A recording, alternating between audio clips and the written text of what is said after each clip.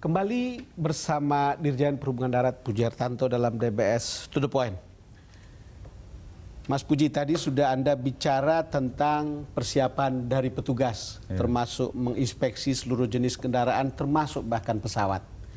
Problem kita untuk melancarkan ini kan bukan sekedar persiapan petugas, tapi juga sering kita berhadapan dengan disiplin masyarakat di bawah, yang membuat itu kadang-kadang menjadi sulit semuanya. Jadi kalau Anda lihat yang begini bagaimana sekarang situasinya? Ya, yang jelas yang pertama kan tadi sudah di awal saya katakan mengevaluasi. Kita sudah mensosialisasikan sejak awal. Soalnya yang begini nih, ini kan jadi karikatur orang ini mudik.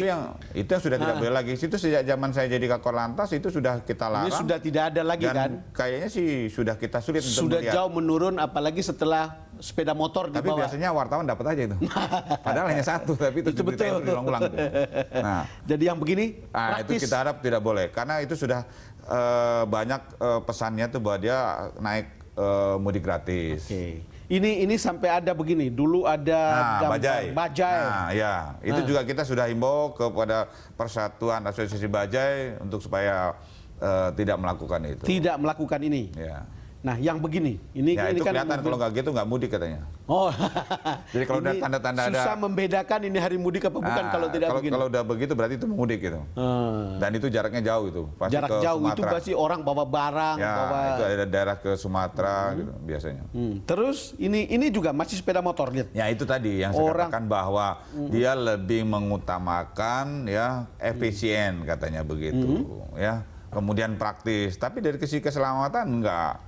Ya dia justru tidak manusiawi, itu orang tua yang bodoh itu. Ya, dengan kita himbau begitu, sekarang dia beralih naik mudik gratis. Sudah dia pakai bus ber-AC, dikasih snack, dikasih kaos gitu kan. Nah, mau busnya sepeda motornya juga tuh kemudian diangkut, dikemas dengan bagus. Saya pikir memang pertanyaannya itu biasanya Pak, nanti di daerah itu yang menjadi masalah dia tidak ada kendaraan. Ya itu dia. Jadi ini juga terkait dengan kesiapan angkutan umum di daerah, di daerah. Nah ini yang menjadi tantangan tugas ke depan. Pemerintah bagaimana menyiapkan hal itu. Jadi kalau begini di terminal antri banyak begini itu juga harus dianggap sebagai normal ya? Ya sekarang kan kita sudah menata bagaimana para pemudik di terminal itu lebih tertib ya, lebih disiplin karena ada ke depan itu beberapa terminal tipe A itu sudah diatur ada zona 1, 2, 3, 4. Nah, nantinya itu akan kita wujudkan itu seperti halnya di bandara. Tapi sekarang baru mengarah ke sana karena itu kaitan dengan masalah pelayanan. Kan tadi. Anda ini kan mantan Kakor Lantas yang tahu betul disiplin publik di bawah. Ada yang berubah nggak dari tahun ke tahun ya? Saya melihatnya banyak perubahan ya ke arah yang positif. Sebagai salah satu contoh ya, yang baru saja kemarin terjadi libur panjang. Ya, notabene para masyarakat yang mau berwisata puncak lah kita lihat ya, Pak Dan Bosco. Itu kan dibuka jalurnya itu tertentu, buka tutup. Nah, dengan waktu katakanlah 15 menit sampai setengah jam, itu mereka mau dia berhenti tanpa ada di situ polisi, tanpa ada di situ trafikun, dia berhenti di situ. Betul. Nah, kalau dia tidak disiplin, karena dari sana arah berlawanan tidak ada kendaraan, dia pasti saja ke kanan. Itu zaman waktu dulu-dulu pernah begitu, sampai harus dilakukan trafikun. Tapi kita berharap dengan kondisi yang sekarang sudah lebih baik disiplinnya, masyarakat lebih tertib menyadari. Nah, saya pikir bisa kita apresiasi. Kadang-kadang masyarakat menyulitkan dirinya sendiri sebetulnya dengan tidak disiplin. Sebetulnya itu kaitan dengan masalah emosional saja. Kalau mereka tidak emosi karena dia sudah yakin bahwa ini akan menempuh sekian kilometer dengan sekian jam, terus kemudian kalau bersama-sama akan juga memakan waktu akan lebih panjang. Nah, apa yang perlu disiapkan supaya dia tidak emosi? Ya, dia di mobil sudah ada siap dengan bekal ya. Betul. Mungkin dia kalau dia senang minum ya bawa minuman yang mudah konsumsi. Nah, saya rasa itu mungkin. Pak Puji, yang baru kali ini adalah membatasi jam istirahat orang di rest area. Itu belum Belum jalan. Jadi begini. Coba. Saya terima kasih ditanya itu. Gini Pak Dan Bosco. Jadi problem di jalan tol utamanya pada saat baik itu terutama arus balik ya. Itu di kilometer 67 itu arah dari Cikampek Jakarta itu selalu rest areanya itu full. Betul. Ya. Sehingga itu menyebabkan ditutup. Kalau sudah full bertutup. Nah, masyarakat yang ingin ya menggunakan rest area pertama itu kemudian problem. Satu problemnya dia ingin buang air kecil misalnya. Ditutup, bang, gimana lagi? Yang kedua ya ingin istirahat karena sudah capek, sudah ditutup. Akhirnya sama petugas tetap tidak boleh. Tidak boleh ya. Dalam kondisi itu dia tetap pelan, tetap ke kiri walaupun sudah ditutup.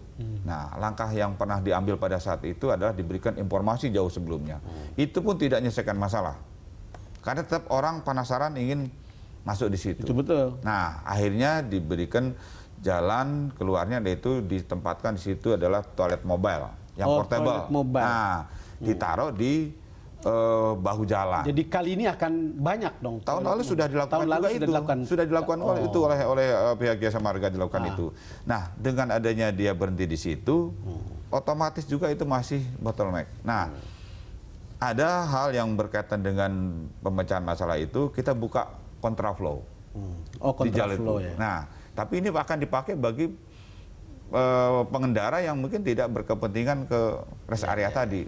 Nah, ada pemikiran pada saat itu saya berpikir dengan kondisi yang sangat padat, arus lalu lintas peak hour, kemudian rest area penuh, gampang gantian. Gantian, betul. Nah, kalau gantian hanya dihimbau saja, tidak akan ketemu. Kali ini, nah, saya berwacana pada rapat itu, bagaimana bergantiannya ya kita atur. Aturnya ya dengan suatu aturan dikenakan penalti. Kalau dia lebih dari 1 jam, 1,5 jam atau 2 jam, kita atur. Nah, ini melihat dari pengalaman misalnya di salah satu restoran yang dia Sabtu Minggu padat, kalau kita mau makan di situ, Bapak 1 jam ya, setelah itu keluar. Itu bisa. Bisa jalan. Nah, kalau ini nggak bisa kalau hanya begitu saja. Sehingga harus diberikan semacam satu, contohnya.